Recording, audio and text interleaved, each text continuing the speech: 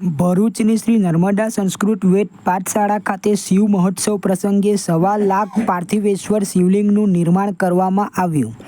દેવાધિદેવ મહાદેવના પરમ પવિત્ર શ્રાવણ માસમાં ભરૂચના તપોવન સંકુલ ખાતે આવેલી શ્રી નર્મદા સંસ્કૃત વેદ પાઠશાળા ખાતે શ્રાવણ વદ 11 અમાસ એટલે કે તારીખ 29 ઓગસ્ટથી તારીખ 2 સપ્ટેમ્બર 2024ના દિવસોમાં શિવ મહોત્સવનું દિવ્ય આયોજન કરવામાં આવેલ છે, જેમાં પાઠશાળામાં અભ્યાસ કરતા ઋષિકુમારો દ્વારા પુણ્ય સલીલા નર્મદા નદીમાંથી દરરોજ માટી લાવી ચિંતામણી પાર્થિવેશ્વરના 1.25 લાખ શિવલિંગ નિર્માણનું કાર્ય સવારના 9 થી 12 કલાક દરમિયાન વેદોક્ત મંત્રોચ્ચાર સાથે શિવ પાર્થિવેશ્વર પૂજન લઘુરુદ્ર કરવામાં આવી રહ્યું છે.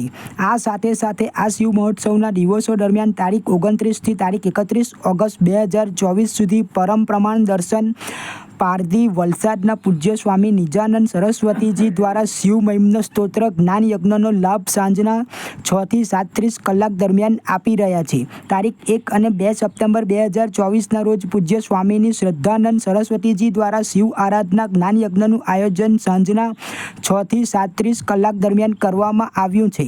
તારીખ 2/9/2024ને સોમવાર એટલે કે શ્રાવણ વદ અમાસના રોજ શ્રાવણ માસના અંતિમ દિવસે સવારના 9 થી 12 કલાક દરમિયાન 108 સમૂહ અભિષેકાત્મક લઘુરુદ્ર વિધિ વિધાનપૂર્વક કરવામાં આવશે. તો આ રૂડા અવસરમાં સહભાગી બનવા માટે સમગ્ર ભરૂચ શહેરની ધર્મપ્રેમી જનતાને પધારવા માટે ભાવભર્યું આમંત્રણ પાઠવવામાં આવે છે. ઓમ નમઃ શિવાય.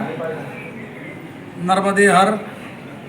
પવિત્ર શ્રાવણ માસ એટલે શિવ અને જીવના મિલનનો શુભક સમન્વય અને ભગવાન શિવનું આરાધન આપણી ભારતીય સંસ્કૃતિ સનાતન સંસ્કૃતિને ટકાવવા માટે જપ તપ કર્મ યોગ ઘણા બધા માર્ગો બતાવ્યા છે.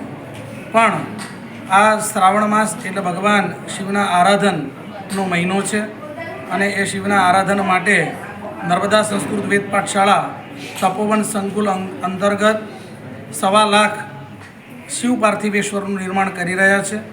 ભક્તિભાવમાં વધારો થાય, સાથે આ નાના બટુકો ઋષિકુમારો જે પાઠશાળામાં અધ્યયન કરી રહ્યા છે એમની અંદર એક સેવા ધર્મ જાગે એવી ભાવના થકી વિદ્યા કામસ્તુ ગિરીશમ એવું આપણા શાસ્ત્રમાં જે કહ્યું છે, તો વિદ્યા પ્રાપ્તિ માટે ભગવાન શિવનું આરાધન એ શ્રેષ્ઠ લખેલું છે અને કહેલું પણ છે.